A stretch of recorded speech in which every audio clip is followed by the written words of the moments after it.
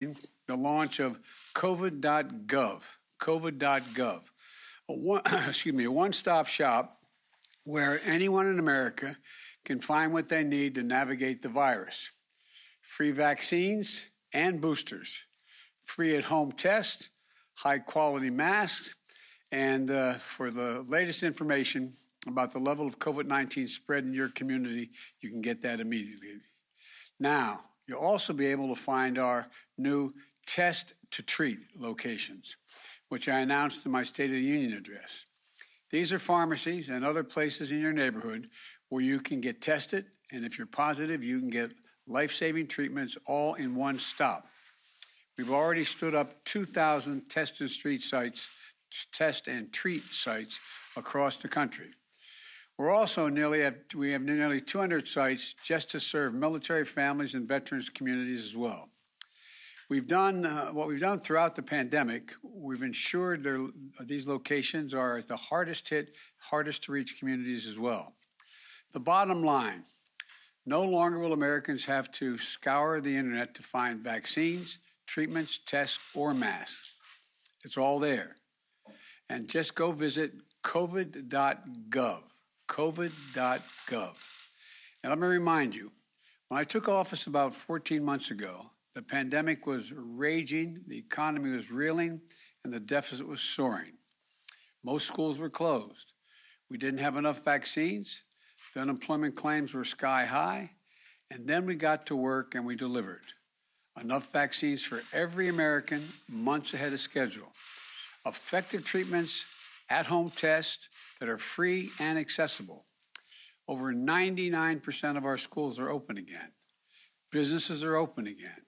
And because of how we responded, we created more jobs last year than ever before, 6.7 million jobs.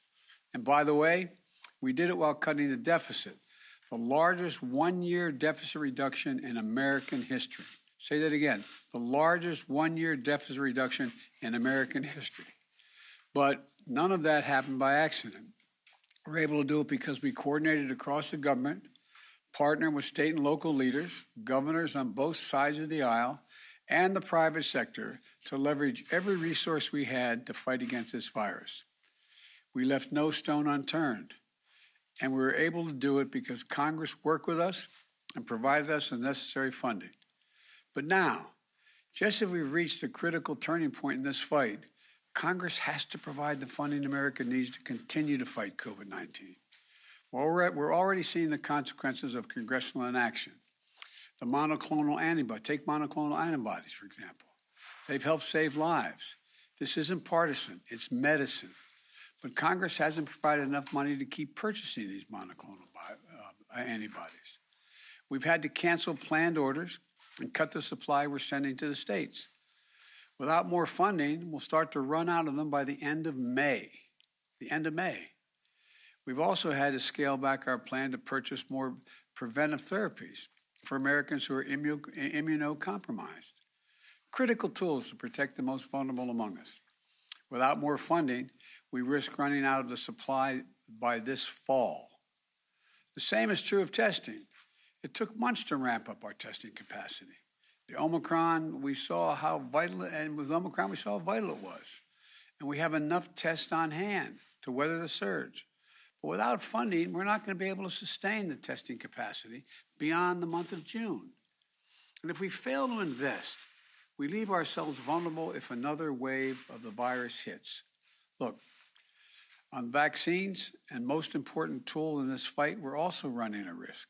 Yesterday, the Food and Drug Administration, the FDA, and the Center for Disease Control and Prevention, the CDC, authorized the fourth shot for those 50 years and older. We know boosters are critical to providing an additional level of protection. That's why I plan to get my second booster today, right here after I'm done speaking. If you haven't gotten your first booster, please don't wait.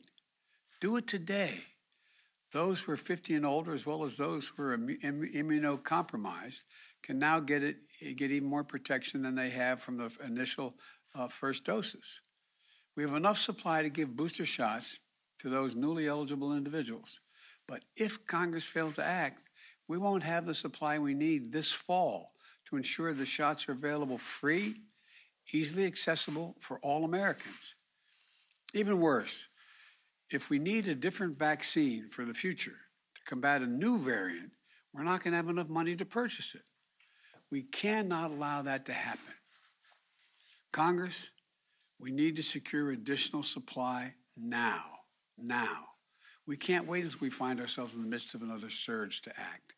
It'll be too late. And we also need this funding to continue our efforts to vaccinate the world with commitments we made.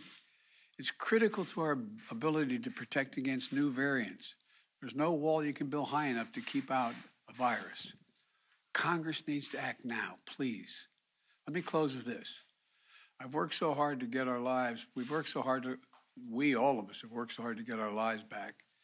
We're summoning every ounce of American resilience, pulled every lever of our government, called upon the goodness, decency, and patriotism of American people. Together, we turned an unthinkable pain into an extraordinary progress and purpose. Americans are back to living their lives again. We can't surrender that now. Congress, please act. You have to act immediately. The consequences of inaction are severe. They'll only grow with time, but it doesn't have to be that way. We've proven what we can do when we work together. So I urge Democrats and Republicans to get this done with urgency. Let's stand united. Let's continue to pull together. Let's get this done. Thank you, and God bless you all, and may God protect our troops. And now I'm going to get my second booster shot. I'm not sure why I'm doing it on stage, but I have to do it again. Mr. President, what is the danger of Putin being left in the dark by his military advisors? I'm reluctant to comment. Can you comment on the declassified intelligence that he doesn't trust his military leadership since it is declassified? No, I can't. You are willing to provide security guarantees to Ukraine as part of peace talks? Doing great.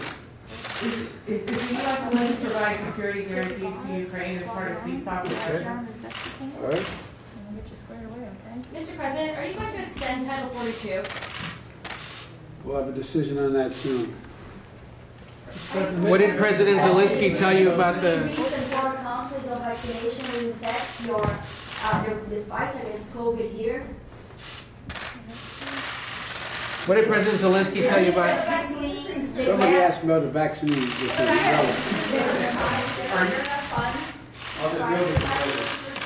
Wonderful. Mr. President, what did you hear from President Zelensky today about negotiations with Russia? I've always thought that it discourages people getting the vaccination when they watch people get a needle in their arm. So I apologize for discouraging them. It didn't hurt a bit, and I was able to roll my sleeve up, and thank you all. Can you meet with Trevor Reed's parents, Mr. President, while they're here in Washington? They say that you promised them a meeting. I'm going to see if I can get to see them. Today? They're good people. We're trying to work that out. Thank you. What did President Zelensky tell you? What did President Zelensky tell you about negotiations?